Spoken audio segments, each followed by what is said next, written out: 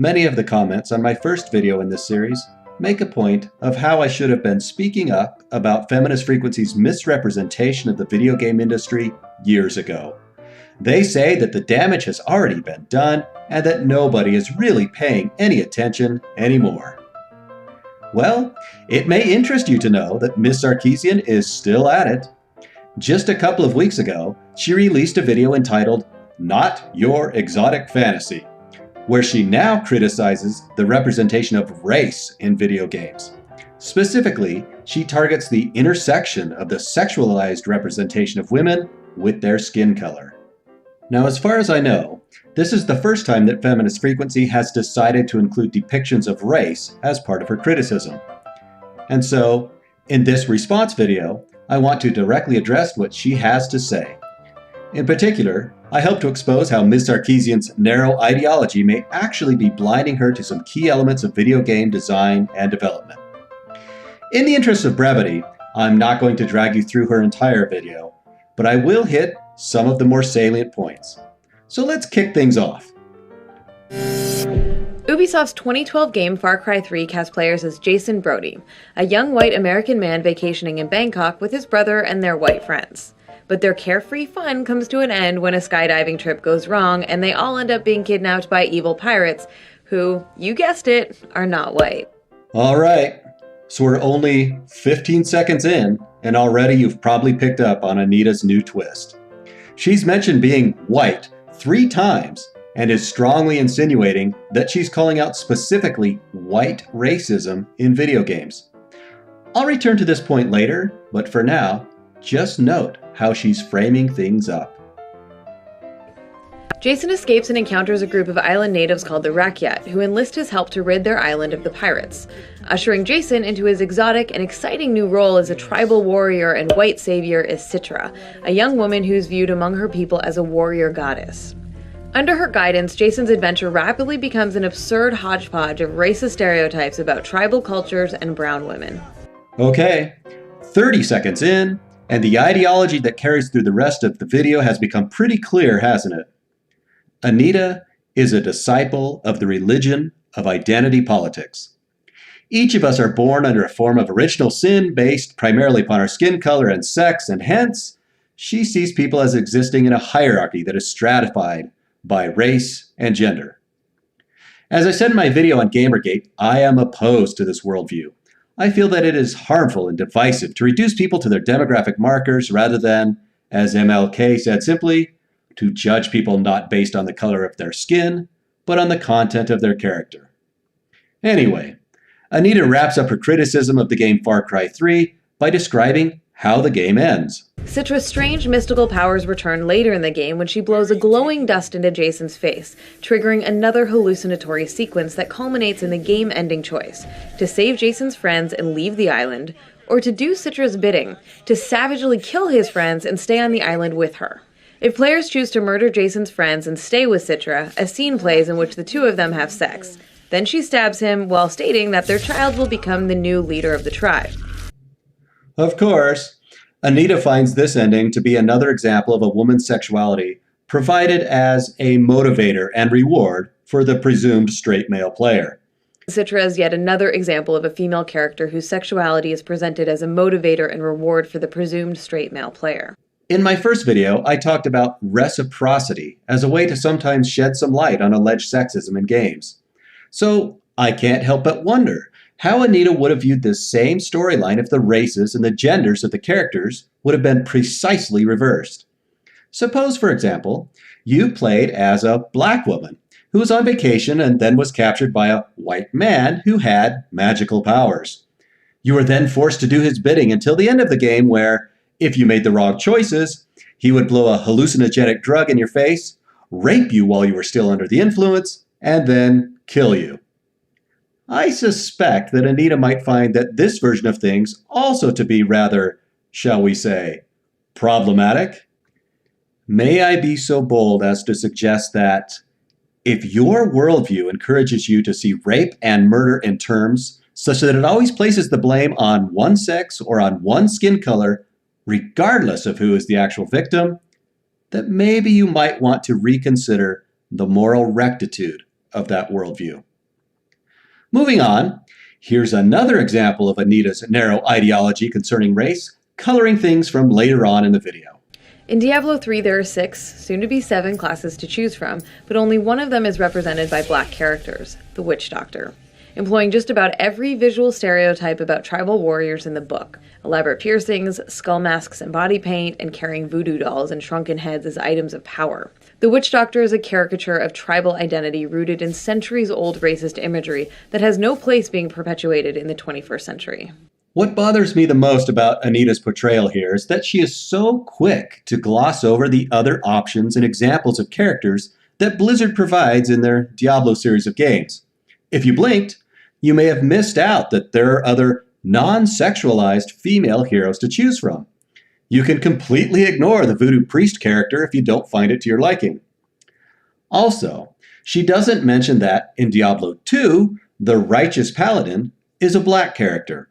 Nor does she include the fact that most of the entire main storyline of Diablo 3 revolves around the noble sacrifice of the archangel Tyrael, portrayed in his mortal form as a heroic black man. As I said in my Games Lead the Way video, I feel that one of the best counterpoints to claims like Anita's, that games are sexist or racist, are the hundreds upon hundreds of games which allow you to create and customize your character. Because of the need for gameplay balance, the majority of games treat men and women of all races as equivalent in ability and power.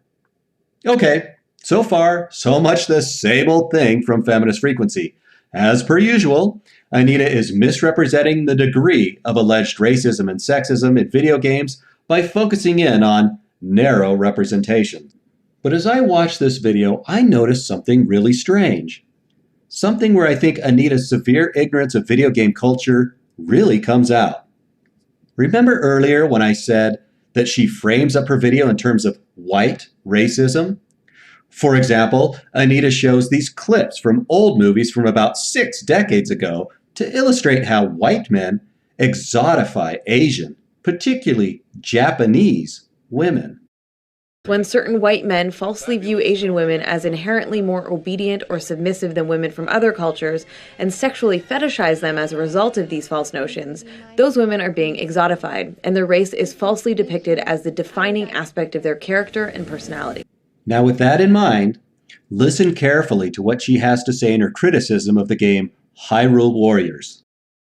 Lighter-skinned women of color are often depicted as more desirable and more virtuous because they come closer to meeting the culturally dominant white beauty standards.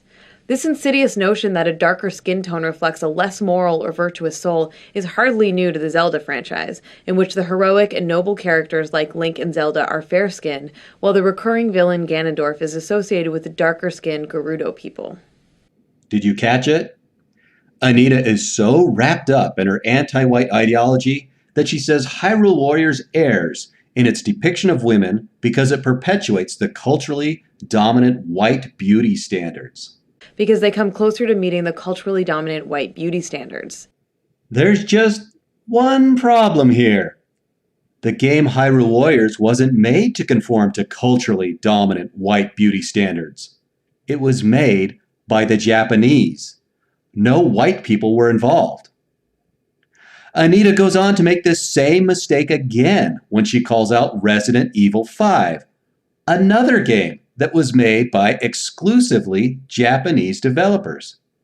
And then she does it a third time when she goes after Street Fighter 4. Again, yet another game built and designed entirely in Japan and then only afterwards localized to Western markets. From the transcript of her video, you can see that Anita makes mention of whiteness 11 times, and always in a negative context as illustrating some form of alleged racism.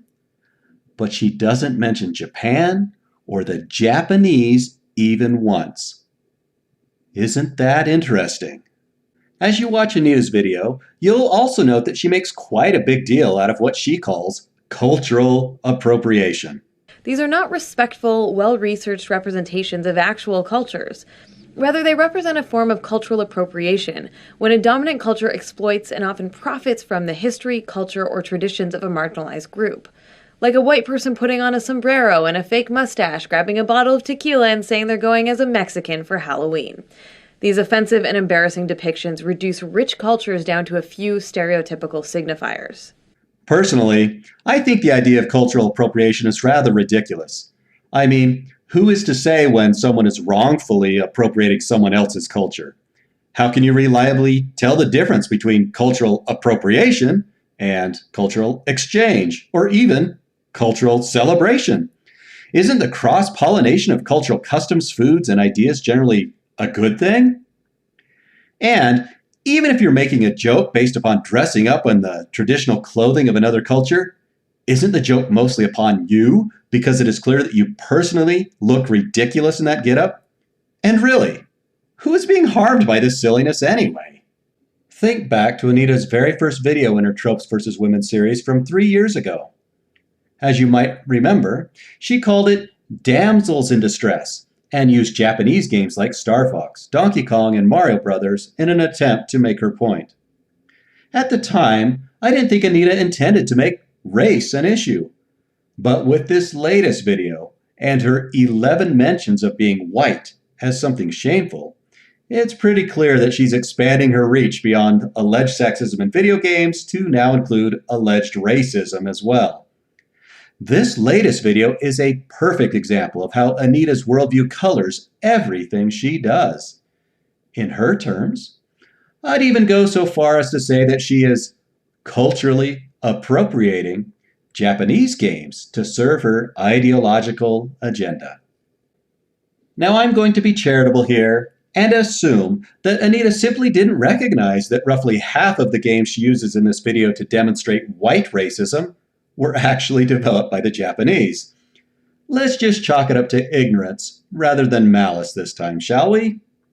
I would be interested, however, how well her argument would go over with her devoted followers if they knew that she is essentially calling out not white people, but rather the Japanese as being racists when she does this. But instead of dwelling on that, I'll take the high road and talk about how great I personally think it is that we gamers in the West have such a rich cultural exchange with our compatriots in the East. And I'm not just talking about Japan, but also the enormous gaming cultures of China and Korea as well. Back when I was in development, I welcomed every opportunity to travel and meet with our Asian friends across the ocean. Not only do they have incredible talents and insights into game development, but they are serious gamers themselves. Video games serve as a sort of joint language and culture that brings us together. Through our shared passion for great interactive experiences, we find common ground. As I've said many times before, my view is that games are the most egalitarian form of entertainment ever created. This vibrant, ongoing interchange of video games between the West and the East is further proof of that. Finally, I reject Anita's message of identity politics and its divisiveness that aims to carve us up into little demographic boxes and pit us against one another. Instead, I say that if we play together, no matter what your race or gender, we are family. After all, those zombies ain't gonna kill themselves. So until next time, game on, my friends.